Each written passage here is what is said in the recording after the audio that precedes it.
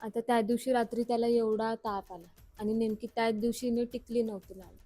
मग मी बोलली, "तू टिकली नाही लावत ना म्हणून तो आजारी पडतो." आता मी काय चुकीचं बोलली? तर रविवारी एकच दिवस तिला सुट्टी असते. बाहेर जायचं जेवायला तिला. मी म्हटलं, "घरी बनव ना. बाईला एक दिवस सुट्टी दे. आम्ही तरी कधी खायचं तुझ्या हातचं?" आता लग्न झालं. इकडे आलो सासरी. तर कशाला पाहिजे तिकडच्या मैत्रिणी, त्यांना भेटायला जा. त्यापेक्षा मी बोलली, "इकडचं घर आवरून घे ना एका दिवसात पटापट." मी काय चुकीचं बोलली का? आता त्या दिवशी तिने घरून काम घेतलं. तर मी बोलली, "जरा वरणाला फोडणी दे, जरा भाजी बनव." तर बोलते, "माझी मीटिंग चालू आहे." मग कशाला घरून काम घेतलं? एवढंच बोलली मी. मी का चुकीचं बोलले का? लग्नाच्या आधी तो स्वतःचा ग्लास पण नाही उचलून ठेवायचा. आता भांडे पण घासतो.